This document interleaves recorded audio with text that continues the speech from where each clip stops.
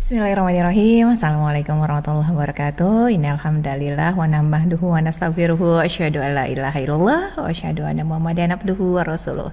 Robi, Saroli Sodri, wa yassirli amri wahlul 'uqdatam min lisani yafqahu qawli. Apa kabar sahabat MKTV dimanapun Anda berada? Alhamdulillah di hari yang penuh berkah ini saya Rara Azhara dapat kembali menemani sahabat MKTV semua dalam program Cerita Muslimah. Ya, sahabat MKTV, di dalam kita menghadapi yang namanya perjalanan hidup ini tentunya akan banyak sekali ujian yang kita dapatkan. Ada rasa suka, ada duka, ada kebahagiaan, ada kesedihan, semuanya itu Allah pergilirkan.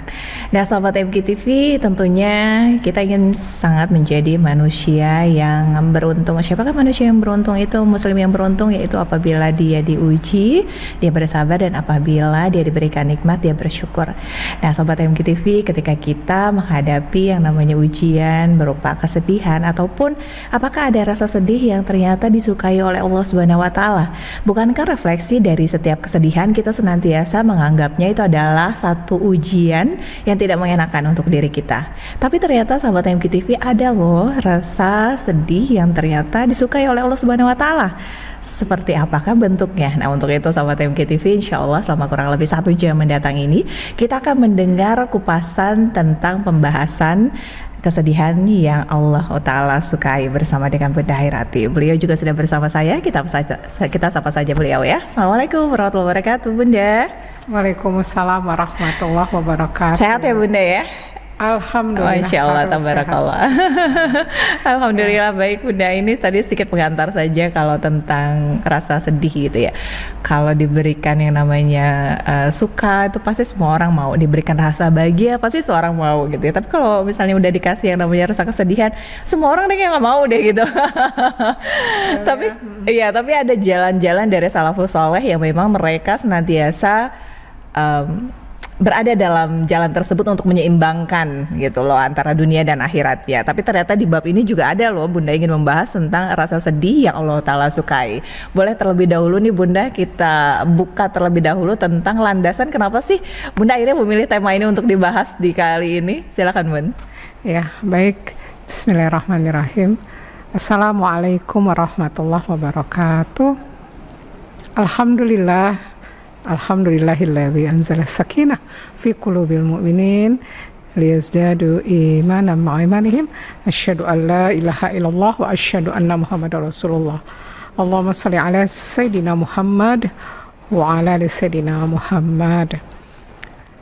Bersyukur yang tiada henti atas nikmat-nikmat Allah yang tidak terhitung.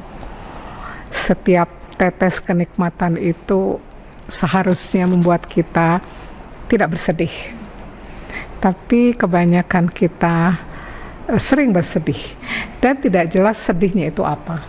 Sebetulnya sedih itu manusiawi ya, sedih lalu bisa mengeluarkan air mata. Ada sedih yang memang dia sedih tapi nggak sampai menangis, ada. Tapi ada yang memang sedihnya itu sampai dia menangis. Nah, kenapa tema ini saya angkat? Terinspirasi dari satu hadis riwayat Imam Bukhari dan Muslim yang intinya Rasulullah SAW bersabda, tidaklah seorang hamba ketika ditimpa musibah itu lelah lahir batin, kemudian sakit lahir batin, kemudian khawatir dan sedih gitu ya, sedih gitu. Nah, bahkan tertusuk duri sekalipun tiada lain itu adalah menghapus dosa-dosanya gitu. Nah, kalau lelah lahir batin ya mungkin kita yang sering mendapat siapapun yang mendapat ujian gitu ya, ada rasa lelah gitu ya. Lelah, kalau lelah fisik itu mungkin kita perjalanan jauh ya kan, kemudian olahraga, kemudian bawa barang yang berat, atau sakit fisik kita itu bisa lelah yang kelihatan. Tapi ada lelah di batin. Kadang orang nggak tahu seseorang itu batinnya udah sangat lelah gitu ya, nggak tahu gitu. Kemudian khawatir tentang gimana ya masa depan, gimana ya nanti, gimana gimana ya. Nah itu tuh kemudian kadang gelisah tidak menentu gitu ya. Banyaklah yang pokoknya tidak enak gitu. Nah bahkan tertusuk duri sekalipun ternyata Allah akan menghapus dosa-dosa kita karena penderitaan itu. Jadi kalau saat ini kita semua dalam kondisi yang lelah, yang sakit, yang khawatir, yang kecewa, apapun yang tidak enak, dimarahin orang, difitnah orang, digibah orang, diejek orang, dihina orang, dan kondisi-kondisi di mana kita sangat lelah gitu ya, dan sangat sedih gitu ya, sangat sedih. Nah itu adalah penghapus dosa. Hanya di sini kesedihan seperti apa yang Allah akan mencintai kita. Suatu ketika Nabi Daud ya bilang kepada Allah, ya Allah, saya sudah mensucikan tubuh saya ini dengan air gitu. Terus bagaimana untuk mensucikan hati saya gitu, kata Nabi Daud. Allah berfirman kepada Nabi Daud, sucikanlah kotoran dalam jiwamu itu dengan kesedihan akibat engkau banyak melalaikan, melupakan di masa lalu ketaatan yang harus engkau lakukan. Itu Nabi Daud gitu. Bagaimana dengan kita hari ini? Nah kesedihan ini itu tidak ujuk-ujuk loh, tidak ujuk-ujuk. Biasanya kesedihan yang ujuk-ujuk itu apa ya? Bahasa Sunda itu ujuk-ujuk. Kesedihan tiba-tiba itu biasanya orang kalau sedih itu karena dunia ya teh. Biasanya. Kehilangan dunia, putus cinta, ditinggalin orang yang mencintai, kehilangan barang, disakiti orang. Itu biasanya kesedihan yang kita alami gitu ya. Nah, kalau kesedihan yang Allah cintai itu kesedihan sebetulnya ada dalam proses tobat. Ya, kita ulang proses tobat itu seperti apa. Proses tobat itu dia ada dua aspek ya. Yang pertama adalah yang tidak terlihat. Yang tahu hanya Dia dan Allah. Yaitu apa? Yaitu sadar banyak dosa. Kembali kita review lagi di awal, kesadaran itu didapat dari Allah, karunia Allah, dengan Allah memberikan bukti-bukti nyata tentang kekuasaannya, dan Allah juga memberi dia musibah atau ujian-ujian kepahitan atau bencana atau masalah gitu.